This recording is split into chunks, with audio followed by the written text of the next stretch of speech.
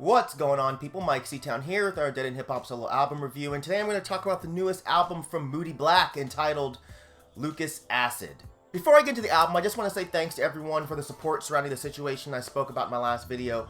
I really appreciate you guys. Thank you so much. Anyway, getting into the album. For those not in the know, Moodie Black is an experimental noise rap group consisting mainly of K-Death, who does the rapping and production, assisted by some guitar work by Sean Lindahl. If I'm mispronouncing your name, I am so sorry. On this particular album, there's also some guitar work that's done, I believe, by K-Death's brother, Jay Martinez.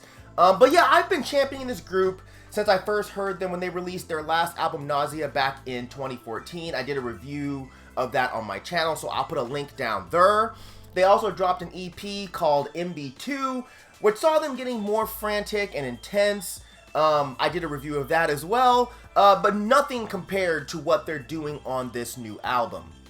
The first thing I noticed off my initial listen is how different the feeling is here. The atmosphere is still dark and muddy, but there's an urgency here that wasn't as present on other releases. And I can only think that this change is in part due to some major life changes that K-Death has gone through over the past few years, namely her coming out as a trans woman. They say that nothing makes better art than tribulation, and that's extremely evident here. K-Death's struggle to accept herself in a fairly unaccepting world is a prevalent feeling throughout this album.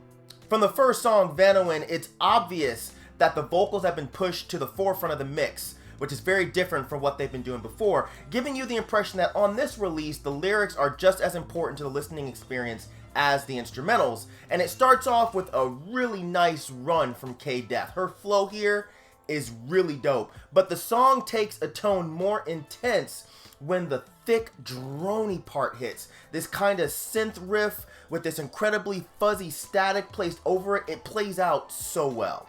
And lines like this one let you know what we're in for thematically. I'm nervous as fuck where my life is, but another bad human I'm hiding. I was able to fly in the palm trees I made into weapons, I'm barely surviving.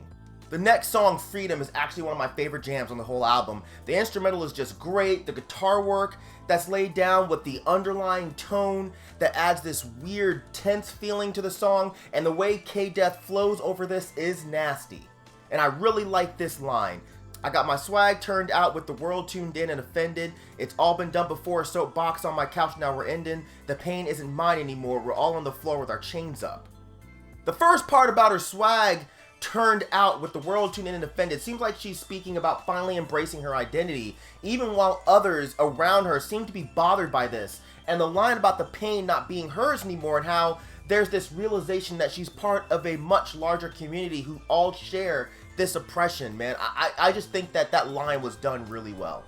And those distorted swells at the end, they just make the song for me. It's like you can still pick up the melody that's being put down, but there's this cloud of haze over it that adds so much emotion to it. I'm not intentionally going in order, but I have to speak quickly about Lips featuring Chesky, mainly because I knew he was on the album, and once it started, I wondered how Chesky was going to sound amidst such a dark album. You guys all know how much I love Chesky's music, but his material is not dark like this. And on the first few listens of this song, I didn't even know it was Chesky. It's this really slow and creepy song with these almost industrial sounding drums, and I love the first few lines. I ain't never worn no flag, I don't even like my dirt, I resort to fangs all out, swimming in my shame with my lanes all doubt. The idea of not holding enough pride in one's own home to bother with a flag is dope to me. At least that's what I think she means here. Why wear a flag representing your home when you don't truly like the dirt you walk on? You know, when that home hates you. And Chesky's verse is actually really dope here, especially when you pay attention to the intricacies and the flow patterns he's laying down. Ever did a ballet pirouette just to dodge a bullet on a bad day? Never yet. I love that line. Still going in order, I guess, but Sway was one of my favorite songs on here, and maybe the most important one thematically.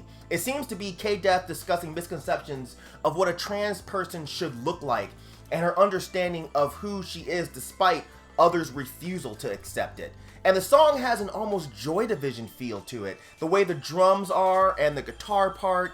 And then after the initial chorus, it has this really pretty shoegazy part that adds such a rad transition when it goes into the second verse. The level of detail here is unmatched by any of their previous albums, and this song is one that clearly shows this. The riffs here are hypnotic. The way they use the noise to surround everything, it complements the riffs as opposed to drowning them out or engulfing them. Palm Trees is a really interesting song that seems to be about K-Death discussing what their coming out as trans could mean for her current relationship with her girlfriend. Something I've wondered about, like how this conversation plays out, and K-Death details this amazingly. It's very honest, and it's also heartbreaking. And what's just as interesting is how the instrumental backdrop goes perfectly with the theme of this song. The mid-paced drums, the heavy industrial tinge, the slow, haunting sound effects, it all comes together beautifully. This album to me is really an intriguing journey, one that I haven't heard many people cover. Their perspective of a trans person discovering their identity presented over an extremely loud and aggressive backdrop. A backdrop that, with our preconceptions of what trans people are, we would not expect this type of story to be conveyed using, which I think is great, and I think it's a detail that's worth noting.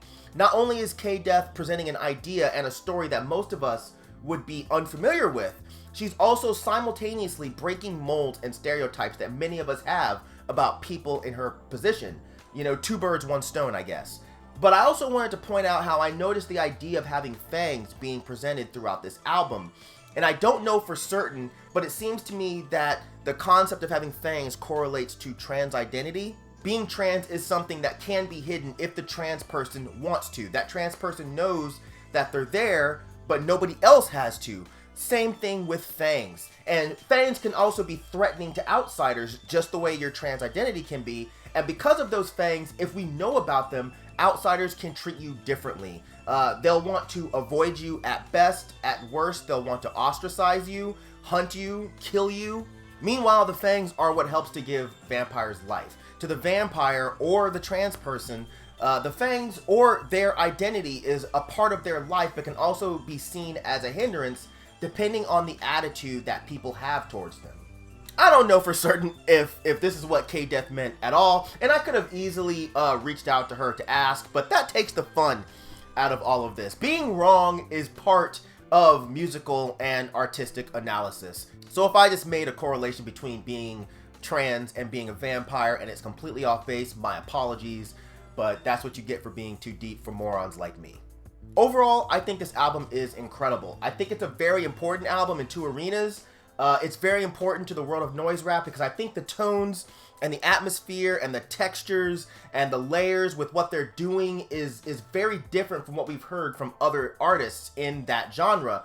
That wall of sound feeling is one that's fairly unique, and the closest we've heard to this would be Dialect. But even Moodie Black's method here is a bit different. The album is also very important to the world of LGBTQ music. This is the first artist that we've heard, or at least that I've heard, presenting trans ideas in a way that's both artistic and coded, while also being extremely poignant. I'll say that K-Death has done a lot in our conversations to help me personally understand how trans identity works. You know, I try to be as open-minded as possible, and I always say that these types of issues are not necessarily for me to understand, but they're simply for me to accept.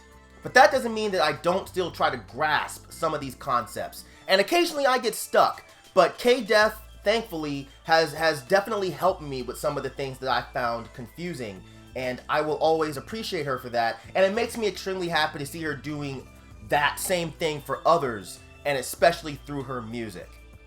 So that's it, guys, for this review. Hopefully you guys have heard this album. If you haven't, I'll put a link to hear it down there. Make sure you guys go check it out. If you have already heard it and you want to talk about it, drop some comments down below and let me know what you think. And yeah, that's it. Hopefully I'll be back very soon. Once again, thank you for your patience and your support. As usual, thank you for living, thank you for loving, thank you for being you, and I'll see you guys next time. All right, peace.